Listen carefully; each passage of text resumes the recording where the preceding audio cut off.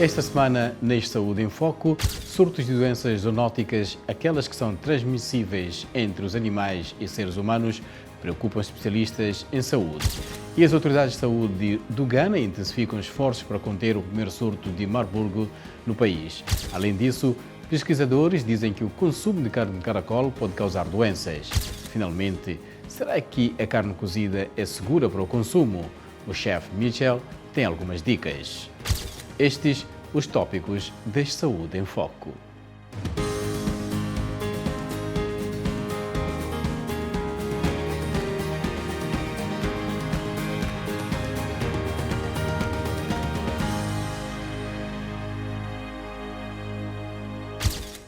Sou Márcio Miguel e este é o programa Saúde em Foco da Voz da América.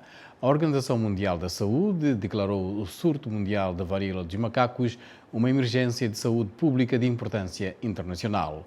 O mais alto nível de alerta da OMS visa aumentar a promoção da necessidade de uma resposta e financiamento global.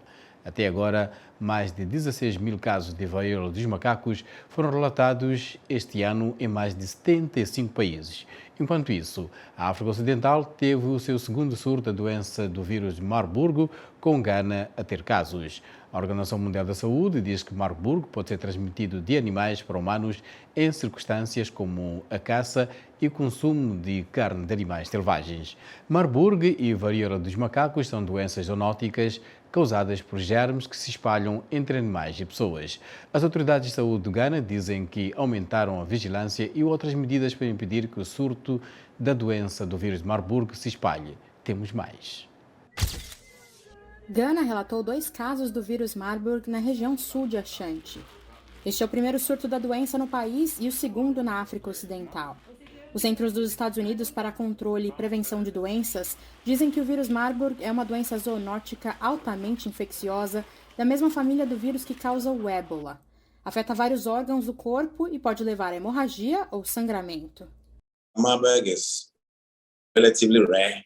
A doença de Marburg é relativamente rara, mas tem os mesmos sintomas de febre, dores no corpo, sangramento como ébola, mas a mortalidade em Marburg é muito maior, pode chegar a 90%, quando no ébola é cerca de 50%.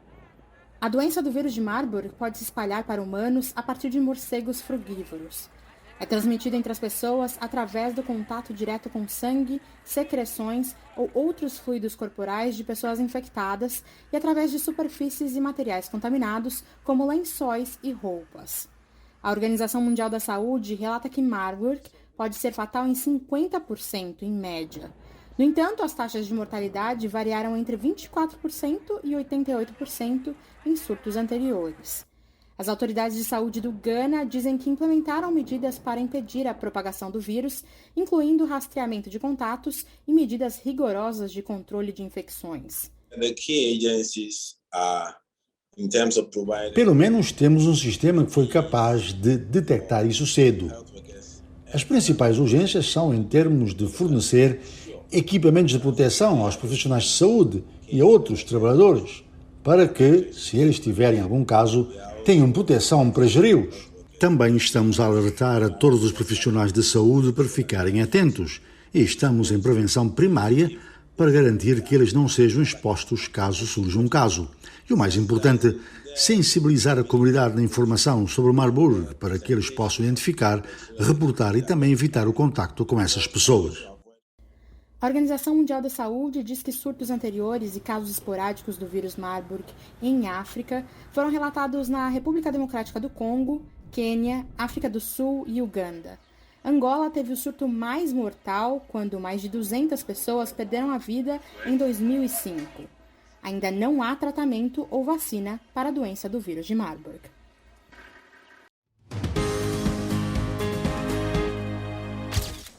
E para sabermos um pouco mais sobre a doença de Marburgo e surgimento de doenças transmitidas ao homem por animais, falamos com Jim Whitworth, professor de Saúde Pública Internacional na Escola de Medicina Tropical de Londres.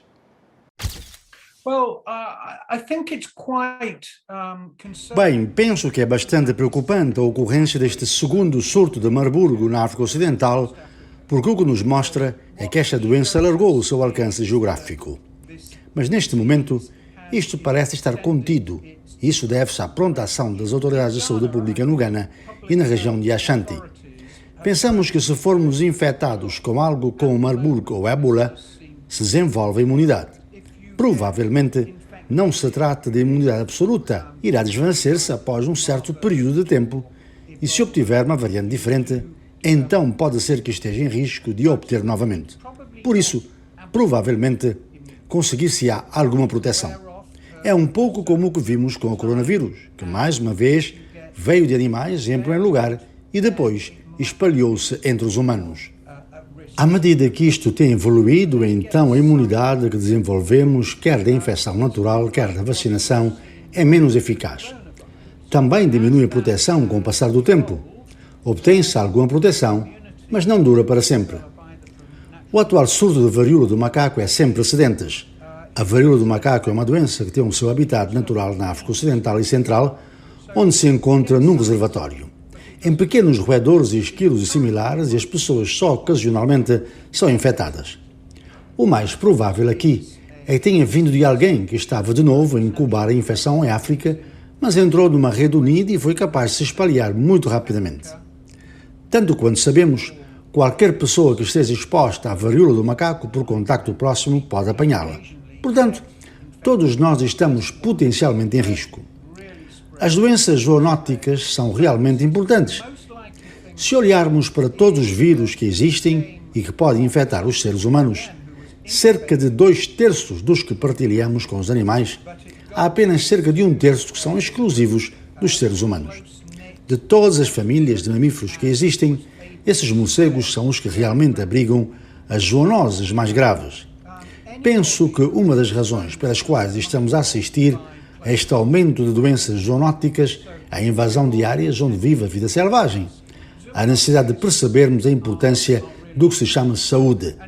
E é aqui que pensamos não apenas no ser humano, mas falamos de saúde de nós e de outros animais ao mesmo tempo, e apercebemos-nos do nosso lugar no mundo natural e apreciamos que as medidas de saúde pública que tomamos para proteger a população humana devem também ter em conta o mundo natural.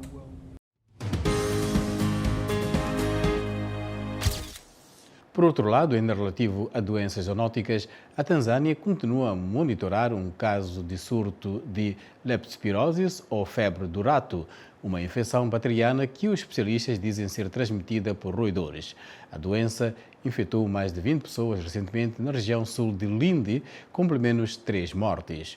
Um relatório da Organização Mundial da Saúde conclui que a África viu um aumento de 63% no número de surtos zoonóticos nos últimos 10 anos. Elisha Osati é médico de medicina interna no Hospital Nacional de Muhimbili, em Dar es Salaam, na Tanzânia. Após o surto, o ministro da Saúde enviou uma equipe para o local. Durante esse tempo, descobriram que cerca de 20 pessoas tinham sido infectadas e 3 tinham morrido.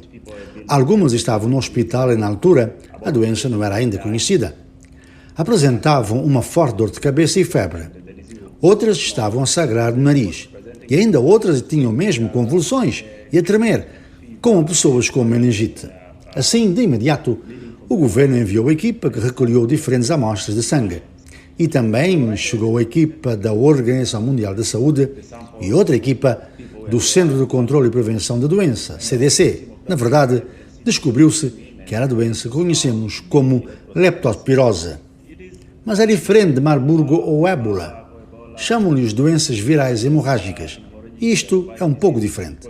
Portanto, isto é uma infecção bacteriana e essas são viróticas. Assim, quando a leptospirose entra no seu corpo, pode ir para os pulmões e causar hemorragia dos pulmões, mas também pode ir para o fígado. O doente igualmente pode apresentar icterícia, a descoloração amarela dos olhos, pode ir para os rins e depois pode ir para o cérebro e causar meningite. Assim, mais uma vez, é um pouco diferente de Marburg e ébola. É mais semelhante à dengue. Quando a equipa lá chegou, cerca de 20 pessoas estavam infectadas e 3 mortas. Atualmente, todas estão curadas e enviadas para casa, exceto 2 que ainda se encontram no hospital, mas estão bem.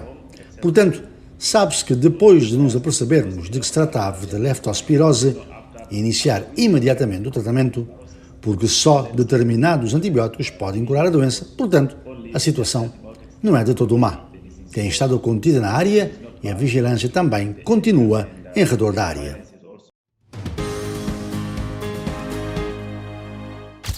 A Organização Mundial da Saúde diz que doenças zoonóticas, incluindo varíola dos macacos e Marburg, podem ser transmitidas de animais para humanos em circunstâncias como caçar e comer carne de animais selvagens. O que pensas sobre isto? O que pode ser feito para resolver o problema, tendo em conta que o consumo de carne de caça é cultural? Aqui estão algumas reações no Facebook. Mamadou Falilo Sek escreve: os hábitos de consumo alimentar são muito diversos em África e isso pode explicar a recorrência de certas epidemias em certas regiões e não noutras. No Senegal, por exemplo, o consumo de carne de caça é muito raro em áreas urbanas e epidemias como ébola e Covid-19 aumentaram a desconfiança das pessoas em relação à carne de caça. Akibo Demonjenga comenta: isto não irá impedir o consumo de carne de caça.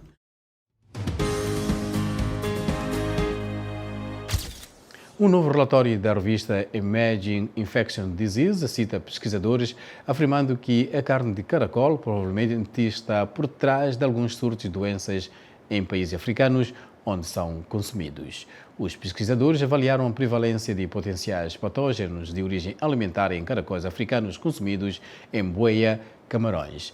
Eles detectaram pelo menos um patógeno em cada amostra examinada e a maioria continha vários patógenos, incluindo Listeria e Salmonella. Os caracóis terrestres africanos são uma fonte de alimento em algumas regiões do continente. Os caracóis são consumidos por muitos em todo o mundo. Segundo os cientistas, os resultados mostram os riscos para a saúde pública no manuseio e consumo de caracóis comestíveis crus ou mal cozidos coletados em habitats naturais em Camarões. Especialistas dizem que diferentes bactérias podem crescer em produtos animais e frutos do mar. Portanto, é importante manuseá-los com segurança e cozinhá-los na temperatura certa. Michel Moulin-Casadian é chefe em Syracuse, Nova York. Ele partilha algumas dicas. A primeira coisa que você deve fazer para ter a certeza de que a carne está bem cozida é usar os olhos e verificar se a cor é a correta. O frango deve ter uma bela cor rosa e branca como esta.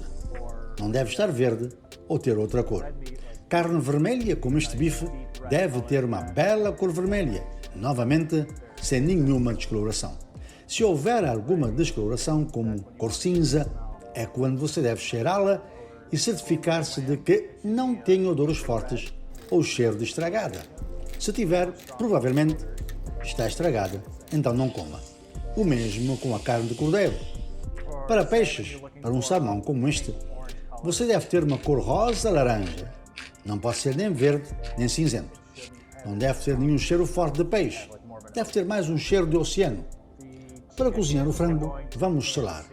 A temperatura de cozimento segura para o frango, para garantir que não tenha E. coli ou algo que possa causar intoxicação alimentar, precisa ser de pelo menos 165 graus Fahrenheit ou 74 graus Celsius. Para o bife, deve ser pelo menos 145 Fahrenheit e 63 graus Celsius. Mesma coisa com o cordeiro. Para peixes, também deve ser pelo menos 145 graus Fahrenheit e 63 graus Celsius, para certificar-se de que está livre de bactérias que podem causar doenças como E. coli e Salmonella. Quando você estiver a medir a temperatura, certifique-se de medir a temperatura da parte mais grossa da carne.